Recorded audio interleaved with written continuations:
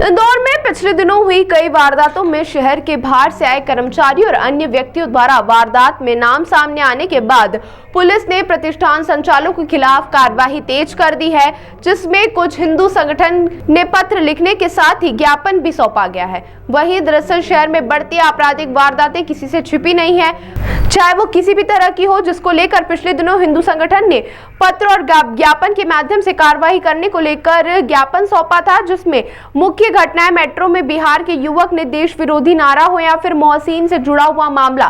तो वहीं कई बार वारदातें भी सामने आई, जिसमें चोरी, हथियार, मादक पदार्थ तस्करी, सट्टा सहित कई वारदातें शामिल है।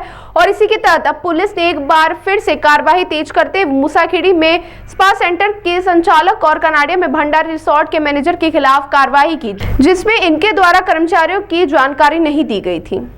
देखिए, दो कार्रवाइयाँ की गई हैं, जिसमें 163 के तहत वीएनएस के तहत कमिश्नर सर ने police commissioner Indore Santosh Singh sir के द्वारा ये आदेश किया था कि कोई भी, चाहे वो होटल हो, लॉज हो, धर्मशाला हो, रुकने वाले जो जितने भी जो स्थान होते हैं, चाहे वो होटल हो या फिर आपके जितने भी जो स्पा सेंटर्स हों या फिर जिम संचालक हो, ये सभी लोग, उनके यहाँ पर एम्प्लॉई जो काम करते हैं, उनकी सूचना थाने पर देनी होगी, क्योंकि लगातार कुछ ऐसे प्रकरण हुए थे जिसमें कि चोरी की घटनाएं हुई थी, कुछ आपराधिक वारदातें हुई जिसमें कि इस जिले के बाहर के लोगों के नाम सामने आए थे। तो ऐसी स्थिति में ऐसी आरोपी बने थे, तो ऐसी स्थिति में ये अनिवार्य कर दिया गया था सभी लोगों को। 28 मई का ये आदेश है police commissioner Shri Santosh Singh sir के द्वारा, ये इसको प्रतिबंध लगाया गया था। ये बताया गया था कि आपको सभी की जानकारी देनी होगी थाने पर। तो इस संदर्भ में दो कार्रवाइयाँ की गई हैं। एक आजाद नगर में एक स्पा सेंटर की संचालिका के खिलाफ एफआईआर रजिस्टर्ड की गई है 223 बीएनएस के तहत। उनके द्वारा इसका उल्लंघन किया गया है। उनके द्वारा भी स्पा सेंटर में काम करने वाली जो कर्मचारी, उनकी जानकारी नहीं दी थी।